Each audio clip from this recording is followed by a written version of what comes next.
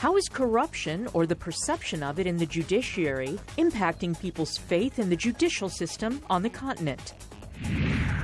Europe's refugee crisis. Migrants reach Croatia as Hungary seals the border. And big changes are coming to Facebook. Thumbs up or down? Africa 54 starts right now. Hello and welcome. I'm Vincent Makori. This is Africa 54. Now, human rights groups are disappointed that the United Nations Security Council has sanctions on leading South Sudan government and rebel officials obstructing peace in South Sudan have been delayed. Russia and Angola have opposed moves at the UN Security Council to impose the sanctions on a South Sudan general and a rebel commander. Meanwhile, in Addis Ababa, Ethiopia, the parties to South Sudan's conflict began a series of workshops on how to make the recently signed peace deal work. The key topics of the discussions are the drawdown of forces, the establishment of demilitarized zones, cantonment areas for troops from both sides, and the size of security forces that will be deployed in 4 towns, including the capital, Juba, after they are demilitarized. Now, a top U.S. State Department official says Tunisia is under tremendous pressure from terrorist attacks as it works to build and enact democratic reforms.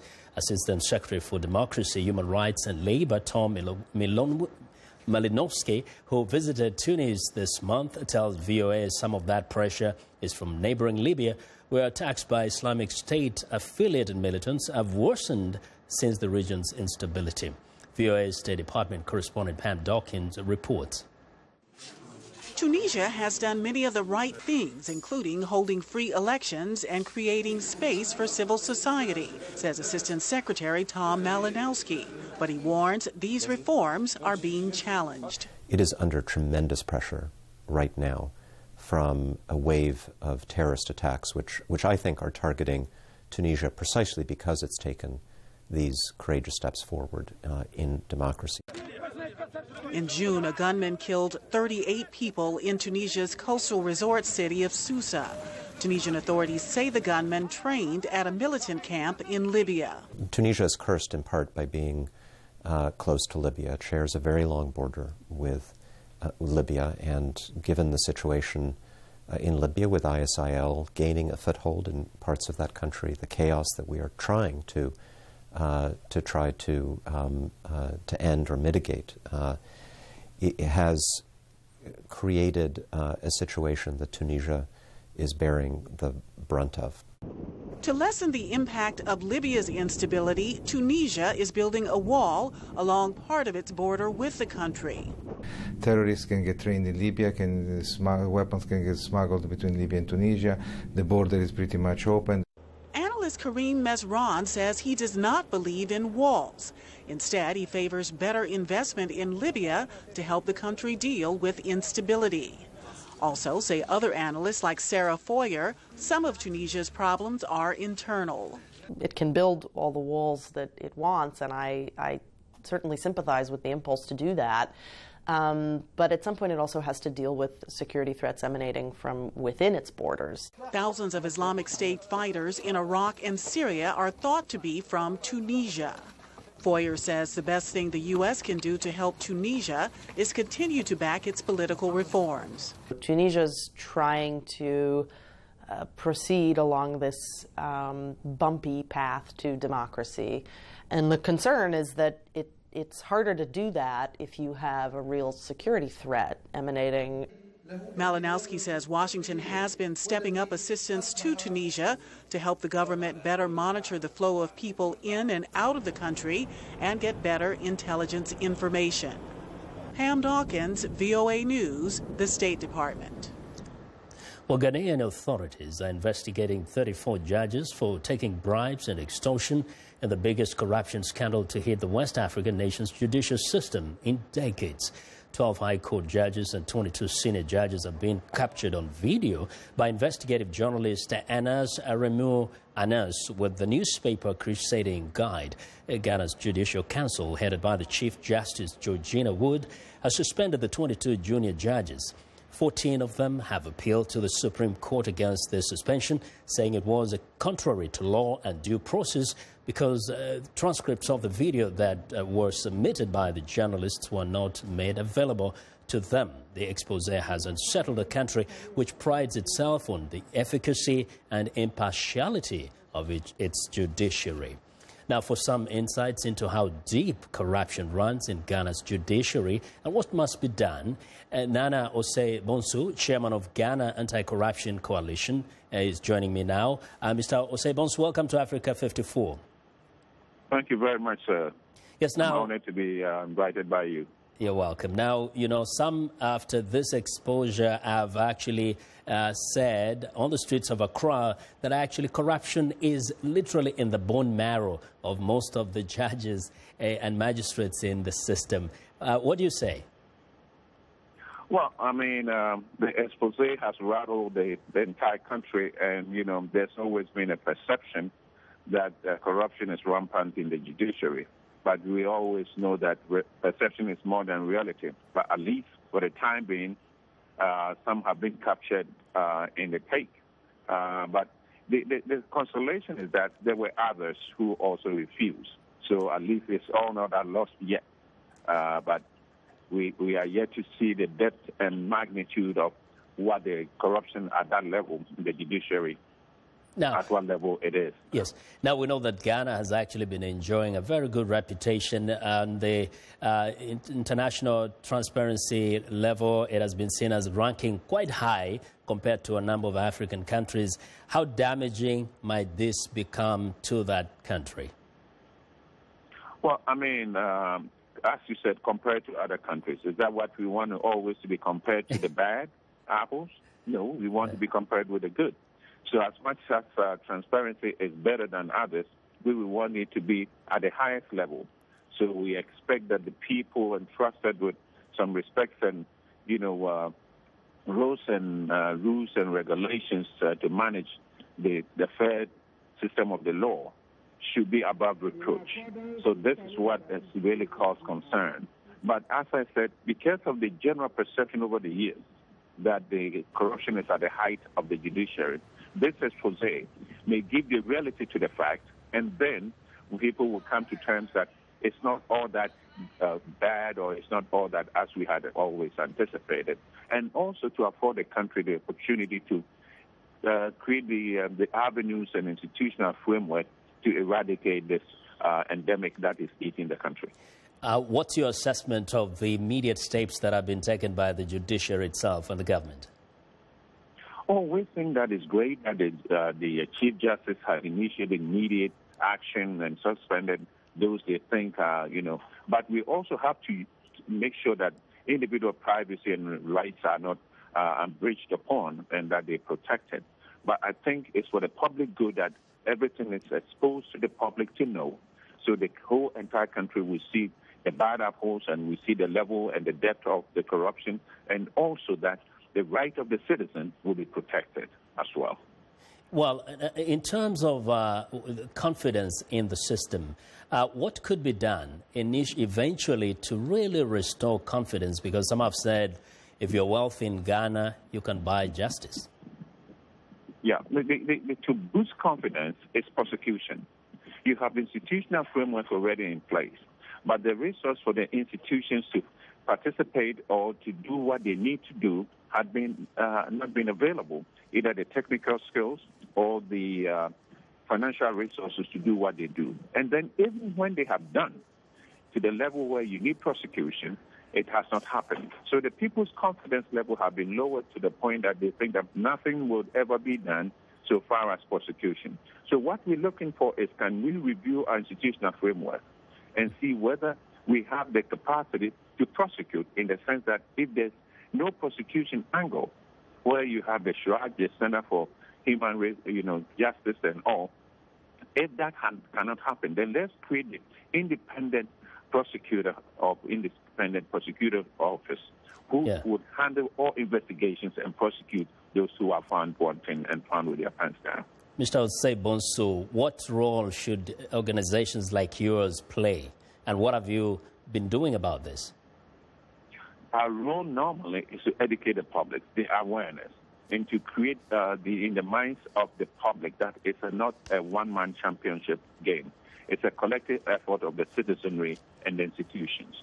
So we believe that, but the difficulty for us as an institution, as a coalition, is the financial resources to create the human resource to do the investigations, to do the awareness creation, to train even the little players on the ground that how do you refuse corruption?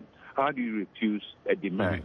How do you attend to blow the whistle when you find that? The resource availability is very necessary. Mr. Osei-Bonsu, thank you very much for your insights. Well, Nana Osei-Bonsu is the chairman of Ghana Anti-Corruption Coalition. Now, turning to Europe, the refugee crisis. The chaos and violence broke out as Hungarian police fired into tear gas and water cannon at protesting migrants, demanding they be allowed to enter from Serbia on Wednesday. Thick black smoke billowed over the areas. Mainly young male migrants broke up stones and concrete on the road and lobbed them at lines of riot police. Police, backed by special anti-terrorist units, responded with their cannon and tear gas from the other side of the metal barrier rolled out across the road at the Roskehogos border crossing. Hungary's right-wing government has built a metal fence all along the frontier with Serbia to keep them out, and a crackdown launched on Tuesday that has seen asylum seekers rejected within hours of entering no man's land. Now, the number of migrants crossing illegally into Hungary have dropped rather steeply, with only a few dozen reported to have crossed into Croatia from Serbia since Tuesday. Hungarian officials on Tuesday closed two official border crossings because of what they said were inadequate controls on the Serbian side. Hungary also declared a state of emergency in two southern counties. Hundreds of migrants pressed against the new barrier and demanded they be allowed in. They are say to us another options like go to the another borders to Serbia. We are not believe anybody will stay here until this border is open. The Hungarian government said Wednesday that only 366 illegal entrants were rounded up on Tuesday, the first day of operation for Hungary's strict new laws punishing people who enter the country illegally. Police said a record 9,380 migrants crossed into Hungary on Monday. Meanwhile, the tide may have turned southward. A few dozen migrants were seen entering Croatia from Serbia Tuesday, and busloads were seen heading in that direction from the Serbian town of Preševo. At a White House meeting with Spain's King Felipe VI, U.S. President Barack Obama said the entire world has to pitch in to help the migrants. Agreed that this is going to require cooperation with all the European countries and the United States and the international community in order to ensure that people are safe, that they are treated with shared humanity, and that we ultimately have to deal with the source of the problem, which is the ongoing crisis in Syria. In Berlin, German Chancellor Angela Merkel called for a special summit to address the migrant crisis and urged European solidarity. Chancellor Merkel has said Germany is willing to absorb 800,000 migrants this year. But some European leaders blamed Germany for openly welcoming migrants trying to flee war and terror in Syria and elsewhere. Germany has become increasingly frustrated with some EU members that are reluctant to share the burden. More than 430,000 migrants seeking a better life, including refugees from Syria and Iraq, have crossed into Europe this year. Migration watchers say nearly 3,000 have died trying. We want to know what you think about Africa 54 and the stories we cover. Join the conversation on Facebook. The address is Africa 54, and check out our headlines 24/7 on voaafrica.com. I would like to hear from you. Find me on Twitter at VOA Vince Makori. Now coming up, a closer look at the Africa Diaspora Marketplace Expo. Stay with us.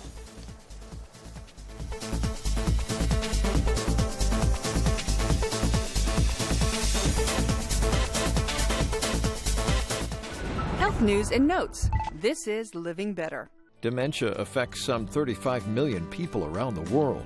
Alzheimer's disease accounts for most dementia, but researchers in Europe say that large epidemiological studies are showing that the risk of dementia is decreasing as a result of dramatic changes in lifestyles. Dr. Laura Fertiglione with Sweden's Karolinska Institute says various factors can lessen the risk of dementia. Non-smoking, moderate alcohol intake, physical activity, avoiding obesity, overweight, and doing all this starting from middle age.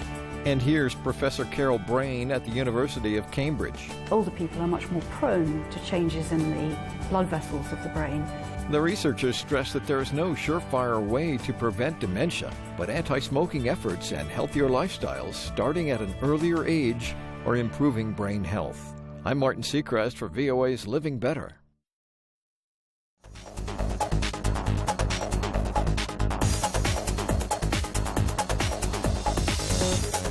Welcome back. Now global markets are in a holding pattern ahead of Thursday's Federal Reserve decision on interest rates. VOA's Alexis Christoforou sat down with Dan Veru, Chief Investment Officer at Palisade Capital Management, to discuss the Fed, the outlook for China, and its effect on African markets. Dan, thanks so much for joining us today. Thanks for having me. I want to begin with the Federal Reserve. This is one of the most highly anticipated Fed meetings in quite some time. Everyone has an opinion on what they're going to do. What is your opinion? I believe the Fed is going to move by 25 basis points. And I believe that their goal is to get off a zero interest rate policy. 25 basis points is not going to have a material impact on anything coming up from zero. I do believe from that point on they will allow the data to dictate the direction of interest rates. Do you think that a move of 0.25% higher would be more of a symbolic move than anything else, sort of letting global markets know we think things are stable enough, at least here in the U.S., that it can withstand a slight interest rate hike?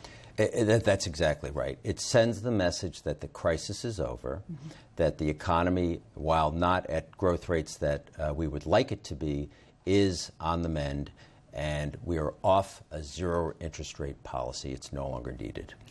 How much do you think China will play into their decision, if at all? I don't believe it plays into this decision. I do believe it plays into future decisions about the direction of interest rates. Do you think that the economy, the U.S. economy, does indeed show signs that it can stand on its own 2 feet now? It really does. You have to look really at almost two economies. There's the global economy, with the U.S. obviously being the leader in that regard, and that's tepid and uneven at best based on the geography. But if you look at the United States has an undercurrent of growth. We have lower energy prices, which consumers are benefiting from, and that takes a while to really circulate throughout the economy. So that stimulus, while it's beginning to take hold, has really yet to really unleash its full positive force on the U.S. economy. Remember, the U.S. was the first major economy leading the globe into recession, and we're firmly out of recession while other countries are simply behind us. Speaking of recession, I mean, China's economy, while growing, is not growing as quickly as we had first thought. They're a major consumer of our products and vice versa. If China were to weaken further, are you concerned that our economy could perhaps fall back into recession? Not simply because of China, but China is, let's be clear, is very systemically important globally, has more implications on the emerging markets. And that's really what I think this pullback in U.S. equities has been all about. It's not just so much China. It's the contagious effect that lowering the value of the yuan, what that could do. Could that set off a wave of competitive devaluations throughout the emerging markets? So far, it hasn't happened. Right. We have seen, though, severe weakness in some emerging market currencies, and certainly the low oil prices that you talked about. While good news for consumers, bad news for a lot of the oil producers and emerging markets that depend on oil, such as Africa. What is your, I know this is not your area of expertise, but what is your outlook for those emerging markets in this current environment? While it may not be great for Africa, it's very good for those emerging market economies that do use a lot of energy products, because many of them do. And I believe that's probably been a cushioning effect on preventing them from having to stimulate at this point, since they are a big consumer of energy products. So they are benefiting from it. Mm-hmm. Africa, differently, obviously, you know, they've got issues because natural resources are just such an important part of their overall economy. And many of those are actually tied to the yuan, yes, unlike other parts of the world. Speaking of China, their government is really pulling out all the tricks out of their hat to try to stabilize this market. Why do you think nothing's really taken hold so far? Because the free market ultimately will set the price of equities and other financial rates, so on and so forth. When I think the government's they're used to having total control over every aspect of how things happen, including how fast GDP grows, so on and so forth. They're going to have to evolve into much more of a free market type of economy, because intervening the way they're doing right now is only going to prolong the pain and not make it go away. Short-term predictions for China's stock market. Boy, I mean, it's very difficult, because even though the market has corrected so much, it's still highly valued. So, you know, valuations matter at the end of the day, and I think that's that's really what the market is telling you. It's that you have an emerging investor class that's really not used to owning shares. They're really very new to the game, and they're realizing that stocks go up, and equally important, they go down as well. Right. Don't lose sight of that very important fact. All right. Well, Dan Veru, Chief Investment Officer at Palisade Capital Management, thanks so much for joining us. Thank you for having me. And I'm Alexis Christoforous, VOA News for Africa 54, New York. Well, thanks a lot, Alexis. Now, 35 finalists of about 400 entrepreneurs were featured at the third African Diaspora Marketplace Business Expo and Awards event, competing for investments up to $50,000 in their businesses. Now, the expo took place in Silver Spring, Maryland, Washington, D.C. metro area. Well, these new African entrepreneurs are showcasing cutting-edge ideas in a wide range of businesses that create employment and promote economic growth in sub-Saharan Africa. The event provided an opportunity for hundreds of diasporan leaders, entrepreneurs and business owners to engage with potential partners and take advantage of available resources for business growth and future investments on the continent. The African Diaspora Marketplace is jointly funded by the United States Agency for International Development, USAID, Western Union, and other partners. VOA's Paul Diho will do a special series featuring some of the winners and finalists, so stay tuned. Well, it's time now for a short break. Still to come on Africa 54. A big change is coming soon to Facebook. We'll be right back.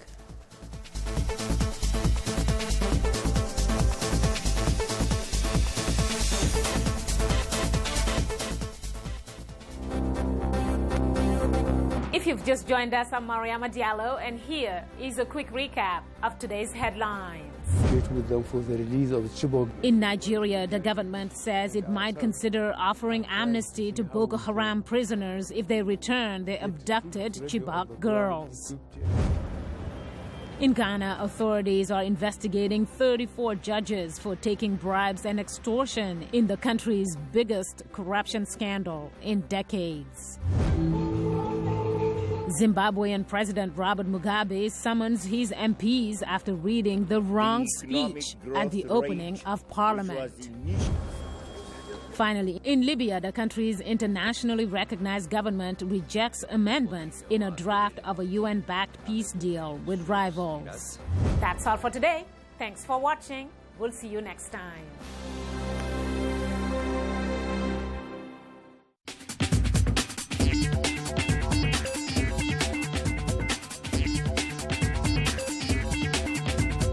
Welcome back to Africa 54. Here's what's trending. Facebook chief executive Mark Zuckerberg told a town hall meeting at the company's headquarters that the social media site was working on an alternative to the like button.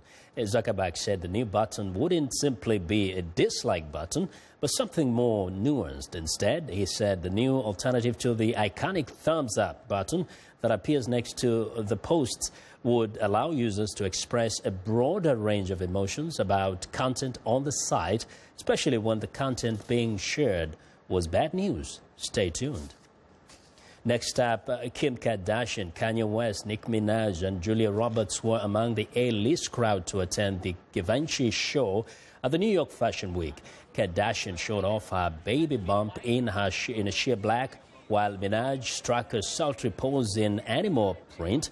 Julia Roberts rocked casual t-shirt chic. Among the other celebrities in attendance were performer Jennifer Hudson and athletes Amber Stoudemire and Victor Cruz.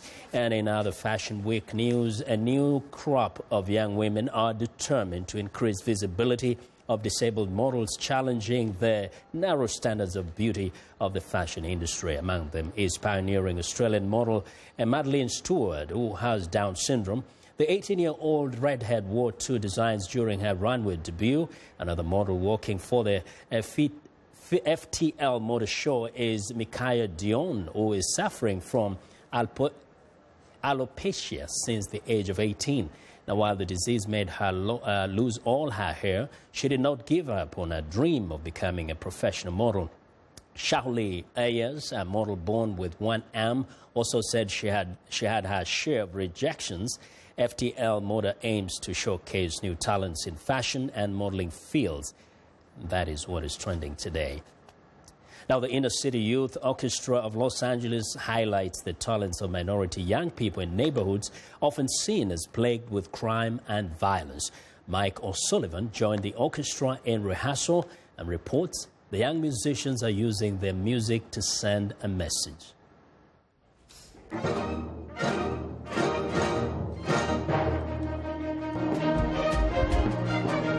Most members of this orchestra are African American or Hispanic. They play American standards, pop and classical music. Having this ability and defying stereotypes, I think, is something that's something that I love to be a part of.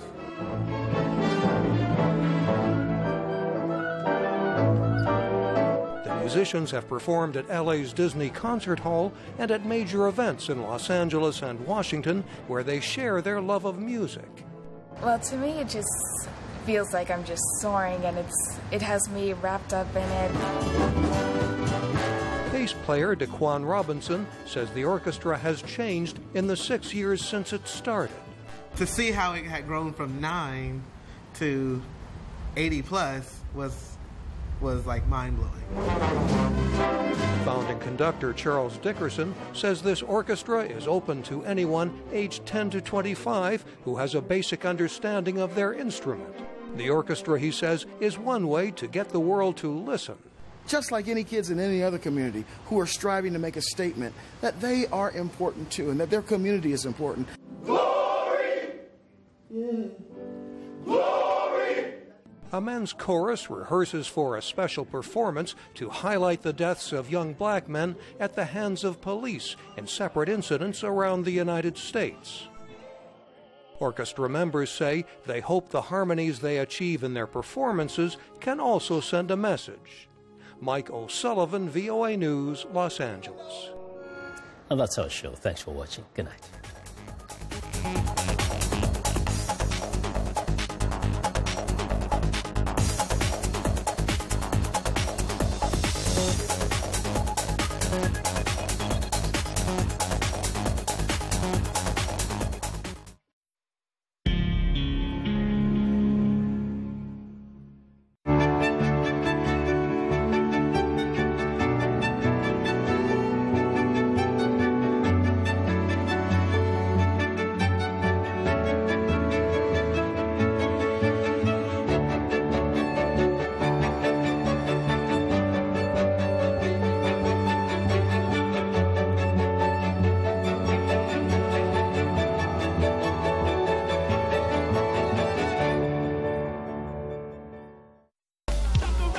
Music is something that brings people together. Music educates, it motivates, it's a bridge.